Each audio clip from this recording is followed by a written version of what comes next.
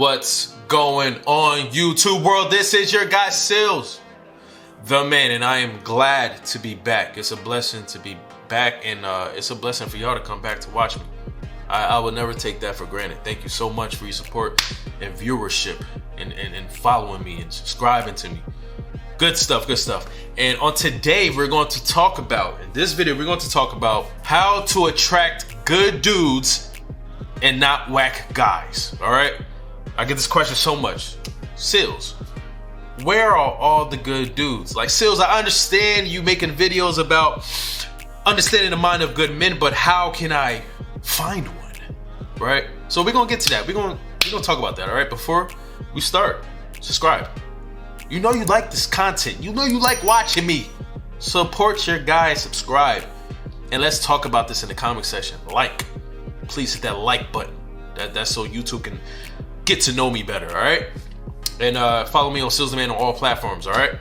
So let's get to it. Let's talk about this. This is very important because, like, how can I talk about understanding the mind of good men and when there's no good men around you, right? Well, that's what it seems, right?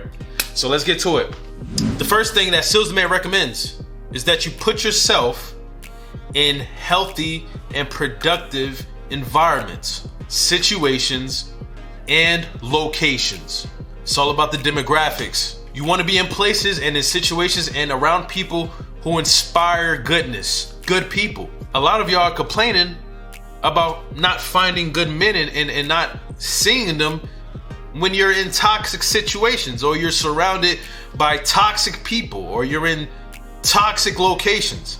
How does that make sense? That's backwards, right? How can you find a good guy when you're addicted to drama? How can you find a good guy when you're always in some shady or bad place? How can you find a good guy when your environment, your world, your home is messy?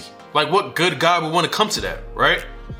So as long as you are about being in good places, locations, and situations that inspires growth and goodness, you will be surrounded by good people, and therefore you will be surrounded by good men. That's where it's at. That's where they at. So this is more of a self-accountability thing when it comes to you, right? You got to evaluate what you do in life, the way you live. How's your home looking? The places you go, the places you like to go. Are those places conducive to good people, to goodness, to good energy, to good men? If not, then you know what you need to do. Change your environment. Plus, you want to be in better environments anyway. You want to be in good places, right? That's just better for you in general. It's better for your self-love. Forget other men. What about you, right? So the second thing I want to point out when it comes to finding good men and not attracting whack dudes like you usually do, and this is a big one. Keep this in your mind. Pay attention to this. Take notes. Only accept things that you need and not things that you just want. Oh, he gotta be 6'5" and make 7 figures. He gotta have a Maserati because I have rich taste. Okay, that's cool and all.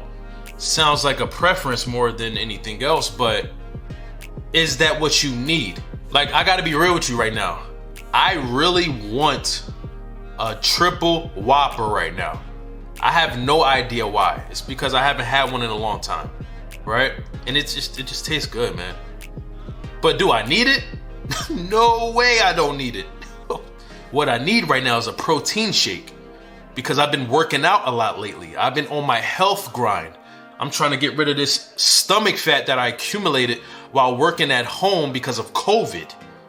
Real world issues going on here, all right? This ain't fake. Also, like, I really would like an Audi A5, right? I just love that car. Always have, always will, man.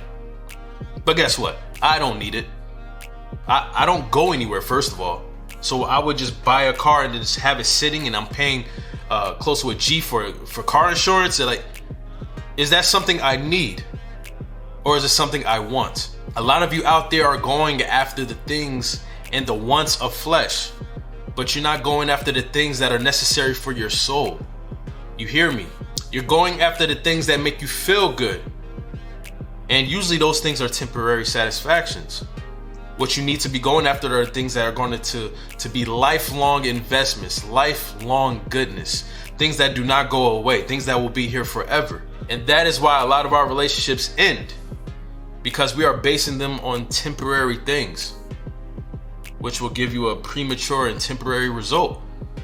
If you're not basing your relationships off of things that will last forever, things that will be beneficial for everlastingly, then you will get the complete opposite.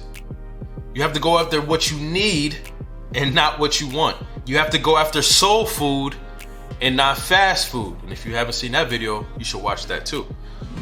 So the third thing is, I want to point out to finding and being around good men and stop attracting these whack men, whack dudes, is to continue to live your life through your work, through your passion. Continue to do your mission, but do not seek it. Do not seek men. Do not seek love. Because usually when we seek things as human beings, because we're imperfect, we usually get exactly what we ask for. Exactly what we ask for. And usually that thing is not good for us. So the best way to accept a good man is to build on your foundation first. Build on your self-love. Build on your table. So no one has to build that for you. It's already there. Anyone that comes in your life now, in your relationships, in your friendships, are going to complement what you've already built. But you cannot do that if you sacrifice your life's work, your life's mission, whatever God has planned for you to present to this world, for a man, for a relationship, for love, for affection, for attention. When you continue to work on yourself and work on your foundation and work through your mission, the thing that is for you will come to you when the time is right. Divine timing. Usually when we chase things, when we seek things, you attract all things. Imagine, I like to put things visually. Imagine you're just running through a forest. You're going to catch everything that you're running past. All the flies, all the animals, all the trees and leaves smacking you in the face. You're catching all of that.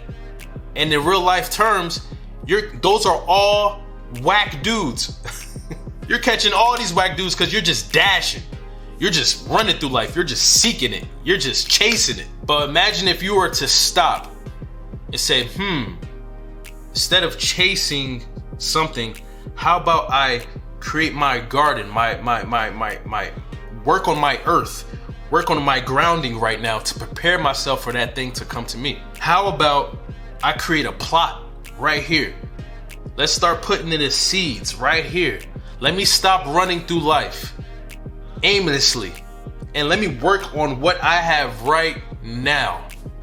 Let me watch these seeds sprout into something beautiful and magnificent and something that can help me forever for the rest of my life. Let me stop using so much energy to run through life. Instead, let those things come to me. Let the fruits of my labor sprout for me. By staying still, you're not staying still. You understand me? The farmer that tends to his farm reaps just that. Now you're doing this thing. You're staying still, but not staying still. You're working on your garden. You're working on your earth. And now those seeds around you are starting to sprout. And now you have a garden, fruits, vegetables, abundance of love. And you would have never got these things if you were still dashing through that forest, dashing through those woods, because you're not working on yourself. And now whoever comes, they will compliment you. And the thing about having a healthy garden, about having self-love in that garden, is that the whack dudes that come to you cannot take that. It is not compatible to them. They are not attracted to healthy mindsets, healthy gardens, healthy women. They are used to toxicity. So any whack dude that comes into your garden, he's going to go away. He can't take that goodness. He's about his lifestyle. So he's going to go to a sewer or somewhere to fit his lifestyle. But the man, the good man who has his own healthy garden, when he comes to your garden, now y'all garden is just meshing. And now it's just an abundance of love and attraction and goodness. That's how it works.